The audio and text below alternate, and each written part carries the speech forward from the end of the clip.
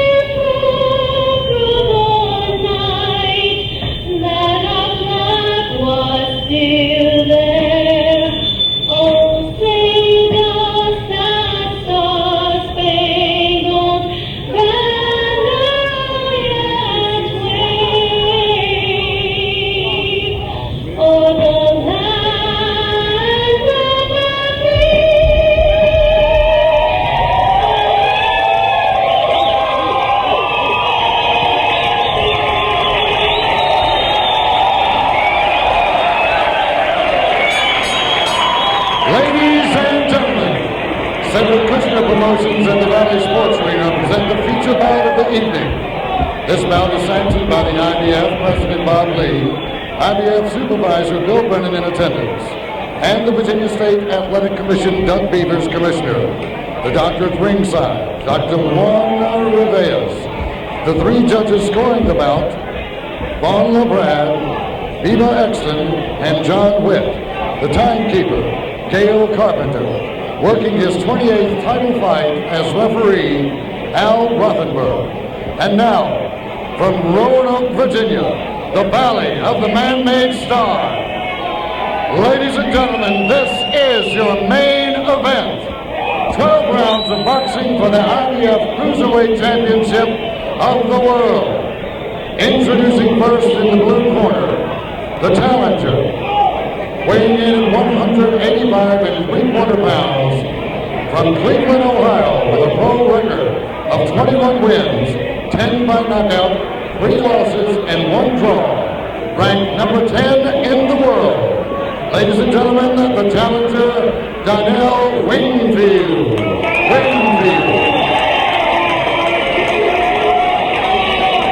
In the red corner, weighing in at 188.5 pounds, from Miami, Florida, with a pro record of 12 wins, 8 by knockout, and 1 loss. 3-time kickboxing world champion. Ladies and gentlemen, the IBF Cruiserweight Champion of the world, James Waring.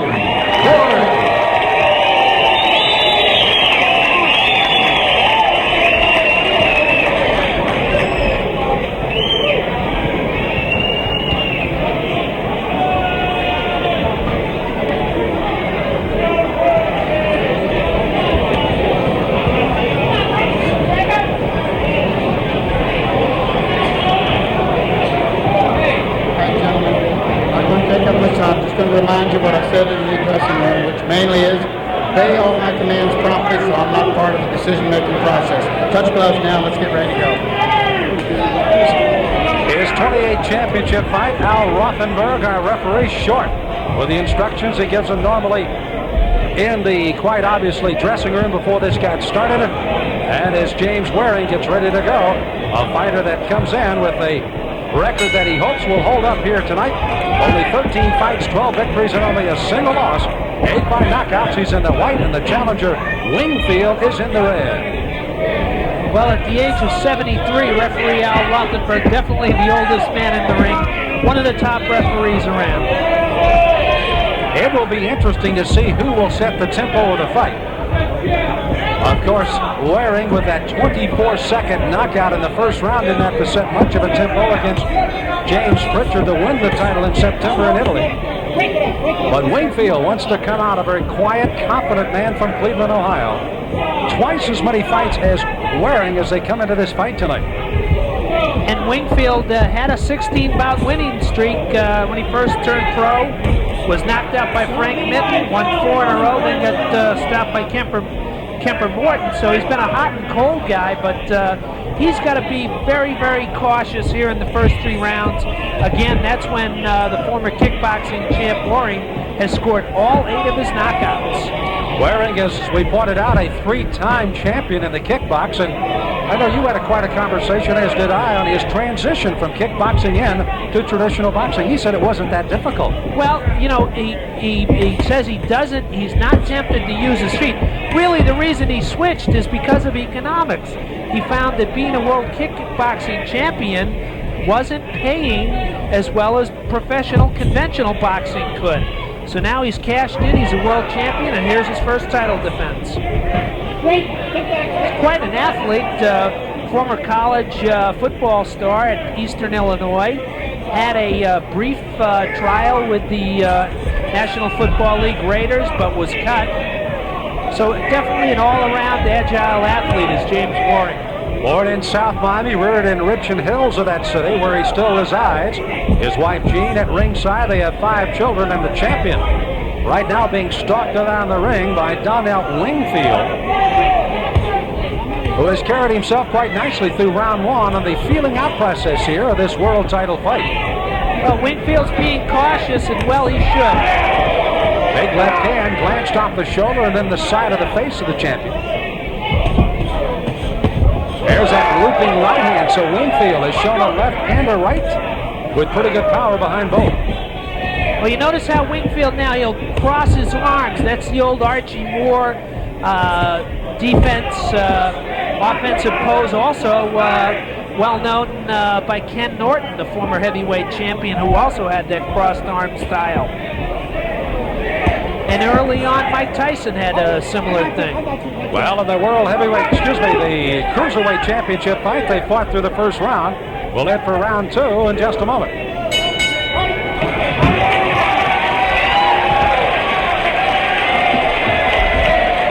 Well, the first round, normally the feeling out process, and the champion James Waring was doing just that. But he was also feeling the sting of Donnell Wingfield, who threw some pretty good combinations, and then the left, right, and the looping punches that might score before the night's over. Well, I was impressed my first look at Donnell Wingfield, but he was very calm. But you see the face there of Wingfield. There's some redness around the left eye, so Waring did get in some shots. And one thing I've noticed with former kickboxers who become conventional boxers, they all have quick hands, and they're all pretty powerful with those hands. You see across the way, Chip Post along with Dave Clark. And also Ali Ridgway, the ageless one, working in the corner over that side, while Donnell Wingfield has Willie Hall along with Mike Liccardo working in his corner.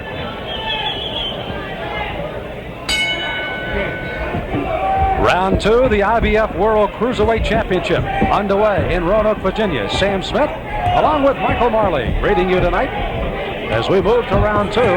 Wingfield, the challenger in the red, Waring, the champion in the white. How about the first round there, Michael, unofficial in your card? How'd you score it? Sorry, Sam. I gave the first round to Wingfield. And probably rightly so, because he was the man that really kind of took the fight to Waring, and Waring was not able to counter that well, I thought. Well, if Wingfield was cautious, Waring was even more cautious. They have both apparently thrown a little caution to the wind as we start round 2. Al Rothenberg, you will understand before this fight is over, is a referee in command. And he will let the fighters know that throughout this fight. Now that's Wingfield's making a mistake to jump ahead with his punches, with his hands down. If he does that, he'll get caught and tagged by the powerful Waring. But right now, he's picking off Waring's jab, so has to frustrate Waring a little. They're both still in the feeling-out process, Sam. Their amateur boxing careers do not parallel each other at all. Of course, we mentioned a 3-time world kickbox champion is Waring, but very limited pro boxing or amateur boxing. On the other side, a 47-3 sparkling amateur record by Wingfield, and a fighter that has carried it on nicely with his 21-3-1 record here as a pro. Both weighing just under the 190 limit for the cruiserweights, 188.5 for Waring, the champion. Wingfield at 185 3/4. Not much changes here in round 2, I don't think, Mike. No, same pattern. You know, Wingfield being from Cleveland, there's not too many pro bouts held around Cleveland, but it's still a good fight town in the sense that a lot of tough guys come out of Cleveland. Rarely will you see a bomb or a tomato can, if you will, come fighting out of Cleveland, Ohio. Most of their guys have good, solid amateur careers and are tough cookies. This will be a very interesting scoring night if indeed we should go the full 12 rounds with the tempo of the fight right now with Waring, not the aggressor, but Wingfield, the man that's carrying the fight. I'm surprised Waring's not doing more jabbing, but then again, Wingfield with that crossed arm defense has picked off his jabs. You can see the definite height advantage. It is not as dramatic as we thought it might be in the ring. 6'3.5" for the champion, right at about 5'11.5", 6 feet for Wingfield. But there is a 3.5-inch advantage for the champion Waring. But Wingfield looks to be equally muscular in the upper, especially in the upper body, maybe more muscular. A lot at stake here, Sam, beyond the title. The winner of this fight is projected to fight Thomas Hearns, or the man Hearns defeated for the WBA light heavyweight title, and that is Virgil Hill.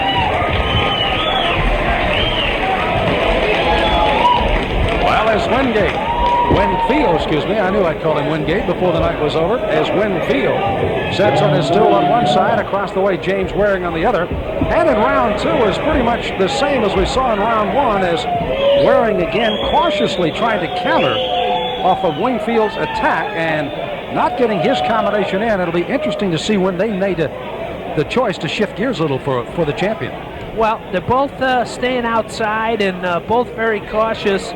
I think as the rounds go by, the better it is for Wingfield. Again, Waring's knockouts all in rounds 1, 2, or 3, so maybe he doesn't punch as hard as the rounds roll by, and he's coming off a 24-second victory, so didn't get a lot of work in there.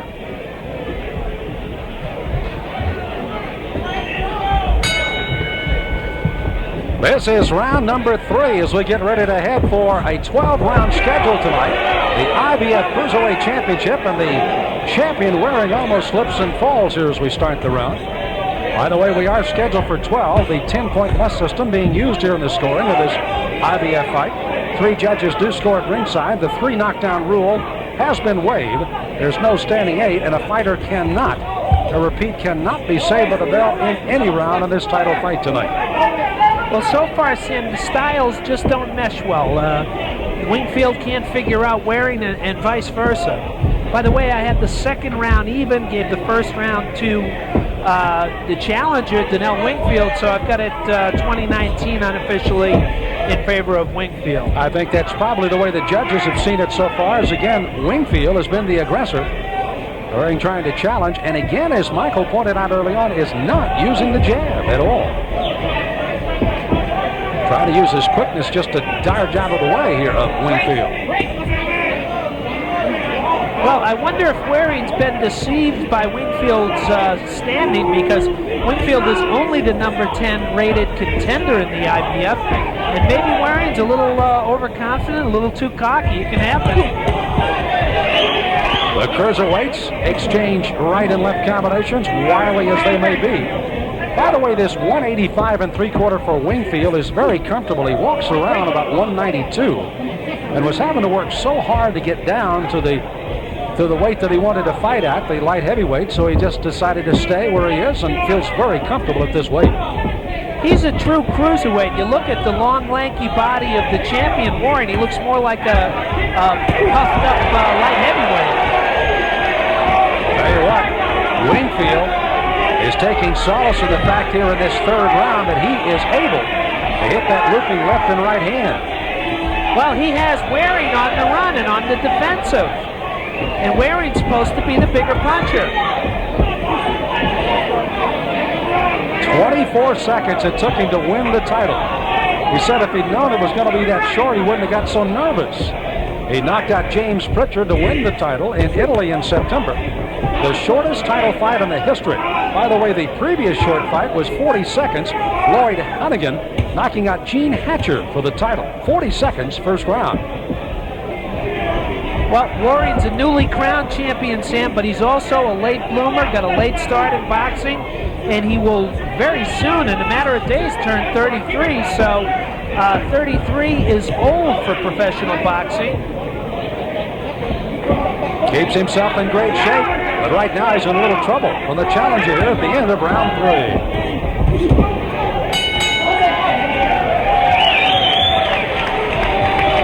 Round number 3, again a solid one for Donnell Wingfield from Cleveland, Ohio, as again he takes the round after an even second round on the unofficial cards and has taken a little lead here over the champion. As you take a good look at the challenger here from Cleveland, Ohio. Donnell Wingfield in his first world title fight is very cool, very relaxed, and we talked about him being a man of a few words, whereas Waring talks a blue streak. This man gives speeches, not interviews, but the quiet man has done well so far. He has been able to score by being the aggressor. The looping left and right hands have scored religiously, and again Waring refusing to use the jab, or at least use it to any kind of advantage so far through 3 rounds. Seconds out, we head for the 4th of the championship fight.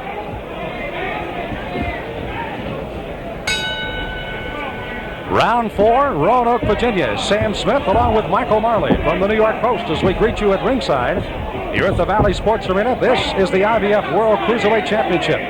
James Waring, the champion, however, from Miami, Florida, may be in a little trouble at the moment. Donnell Wingfield from Cleveland, Ohio, has been able to score and score well through 3 rounds. And he has done it by backing up the champion throughout the first 3 rounds. Clearly, Waring wants to step in and tag him with some solid shots, but he's having trouble finding the punching room.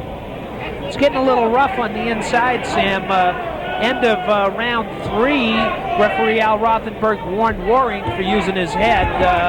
They're starting to play rough on the inside. By the way, James Waring, the champion, is a movie star of sorts. He appeared in 2 movies in '87. It was called The Opponent. And in 1990, he appeared in a movie called Blood Fist 2. His wife, Jean, and James Waring have 5 lovely children, averaging from 14 down to only 5 months back in Miami. Gene is here at ringside. Now there's 2 solid shots by Waring, but Wingfield comes back. Waring, you see, starting to get some punches in and then using that quickness and speed to get away from a somewhat prodding Wingfield.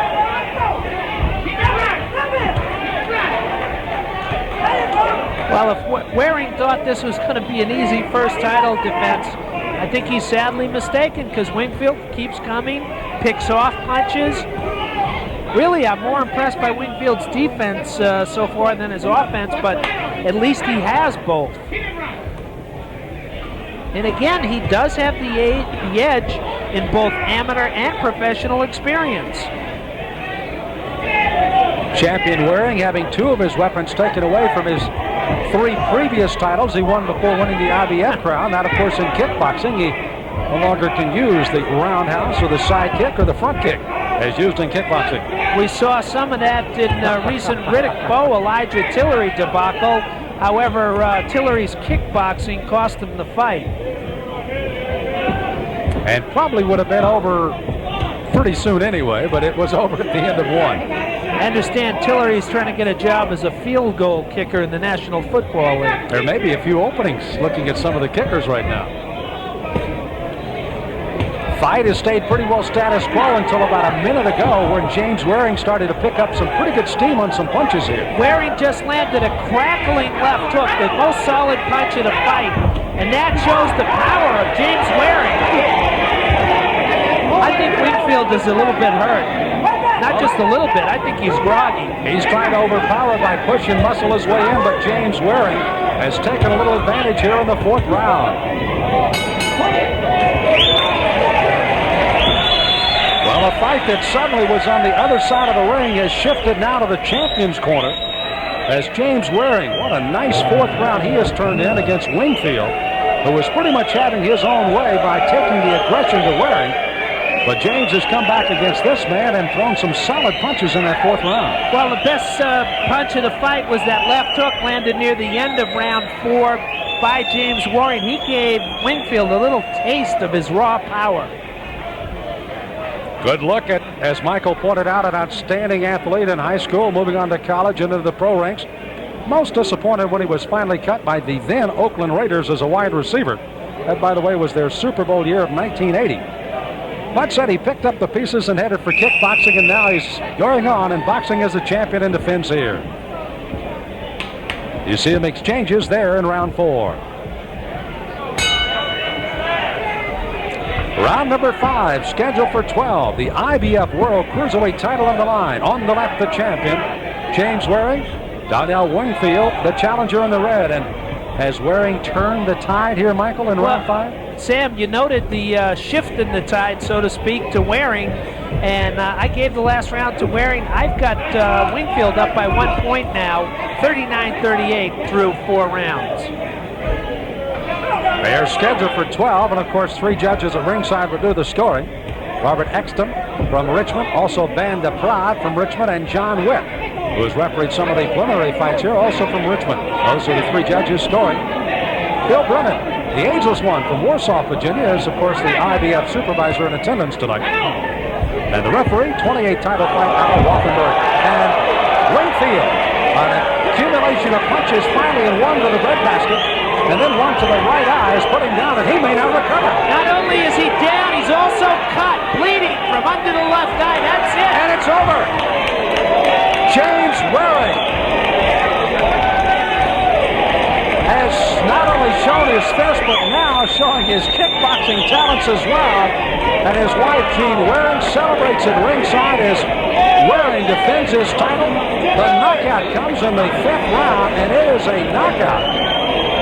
As the challenger Wingfield got up on his feet at the count of 9, maybe 10, we'll check for sure. And there is the right uppercut. Wingfield's in trouble and goes down, but it was a right uppercut, the punch that finally brought him down. Another look, and there it is right there. Dug that uppercut to the body, and then it just slid right up under the chin. Rothenberg motions Waring to the neutral corner, and the count starts and it ends in the 5th round. What a good one for James Waring out of Miami, Florida. He successfully defends his IBF Cruiserweight Championship, and promoter Cedric Kushner looking on with a great deal of interest because he knows that somewhere along the way that it could be Thomas Hearns waiting in the wings for this man James Waring. Wouldn't that be some kind of fight between Hearns and Waring? Waring starting slowly in rounds 1 and 2. On our unofficial card, he lost the first, an even 2nd round, and lost the 3rd. He turned the tide about 2 minutes into the 4th round, started to get his crisp punches in, and then finished off the challenger Wingfield here in the 5th round with the TKO win and a retention of his crown, the IBF Cruiserweight Champion from Miami. An All-American high school and college football player. The happiness shown on the face of Mr. Kushner along with Waring. He went on to Eastern Illinois, a Division II national title for that club, catching 14 touchdown passes in the championship year.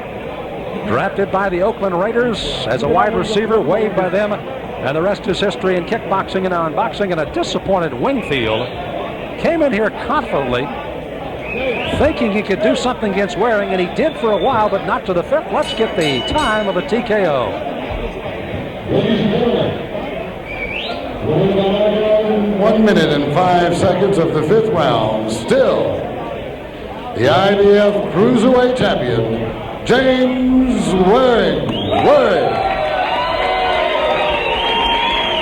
Well, the belt attached once again by Bill Brennan, the IBF supervisor, as Waring wears it proudly here. Congratulations from the referee, and what a nice piece of hardware he has. And he gets to keep it for a little while longer. And who's in the wings? Well, we will certainly find out from Waring and his promoter, Cedric Kushner, because it could indeed be Thomas Hearns or even Virgil Hill down the way. And we'll find out as Michael Marley has them all corralled in the center of the ring. Let's go upstairs.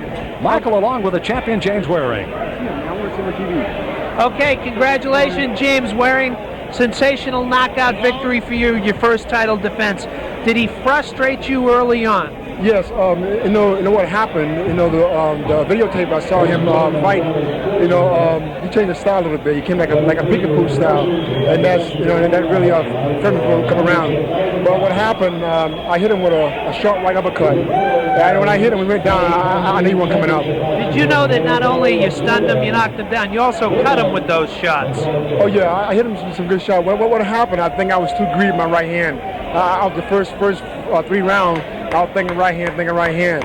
But I'm glad I got the first time, over with. Now I got to go back and work on the basics. What I want to say first, I want to say thank you to Cedric right here.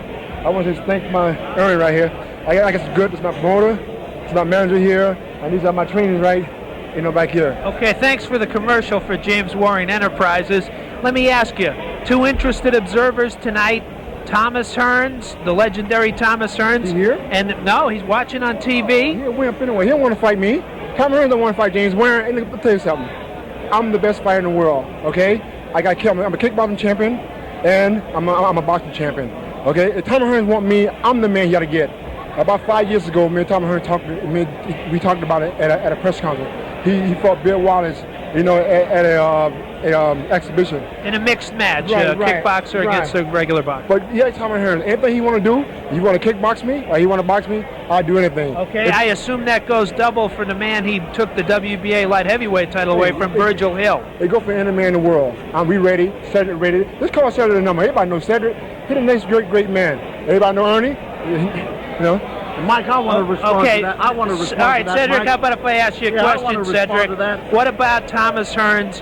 Is it a problem of how much money Thomas Hearns wants? Can the match be made? The match most certainly can be made. Tommy Hearns wants to win the 7th belt. That's fine. That's very good for him. That's very good for his family. This man, James Waring, wants to get paid. I want to get paid. And Arnie Rosenthal wants to get paid. My trainers want to get paid, too. And my wife, too, and my kids, too. Not all the money for Tommy Hearns. You got to split the money. I'm the champion. That's how I go. Okay. If Tommy Hearns want to fight me, Tommy Hearns, you want to fight me, Tommy Hearns, I'll give my own personal telephone number. Just call me anytime you want to fight. I'll fight you in the backyard. I heard you moved to California. I'll fight you in California. I'll fight you where you... I think Tommy Hearns has the message. Quick question for you, then I'll go to your manager, Arnie Rosenthal. Evander Holyfield was the cruiserweight champion, undisputed, moved up and became the undisputed heavyweight champion. You're a tall guy. Do you think you could put on the additional 10 pounds or so? And do you ever see yourself as a heavyweight? One day at a time. I could do it, but it's up to my manager and my promoter. Okay. I leave it to them. Okay, Arnie, what about it? The big money is in the heavyweight division. Can you picture your man as a heavyweight? Well, absolutely. James is 6'4". So the room to move up is there, but I'd like to do it correctly. I'd like to take a page from Evander's book and do it the right way. Put on weight properly, move up slowly, and defend the cruiserweight title. Maybe even unify it. Okay. And meet Tommy Hearns. Okay, when you'll be reasonable, you'll leave a little money for Thomas Hearns. Can the match be made, or is it just a problematic situation? The match can definitely be made, and I leave it to the pros. That's Cedric's department. He'll make the numbers work. I think Tommy Hearns is scared. I think Tommy Hearns want to do. Tommy Hearns, for real, he's an old fighter. He wants to, he wants to stay. You're the same age. Did you know that? Hey, I'm young and I'm pretty. I'm good looking. 33. Yeah, come on. I'll be 34 November 26th. Tommy Hearns want me? Get me. I'm here, Tommy Hearns. Don't run from me. Okay, congratulations. You heard it from the cruiserweight champion, James Waring. Maybe the only professional boxer who's inflated his age, making himself older than he actually is. I think he's winking at me. I think he's actually 23 years old. You look like you were 22 tonight. Congratulations. Back to Sam at ringside. Thank you very much. And, of course, it has been a night for the champion, James Waring, as he successfully defends his IBF World Cruiserweight Championship. And he comes up with a TKO in his 5th round over Donnell Wingfield. Well, it was a night that Waring will long remember. He has another fight up ahead. Could it be Thomas Hearns? Michael, I'll talk about that, and we return in a moment.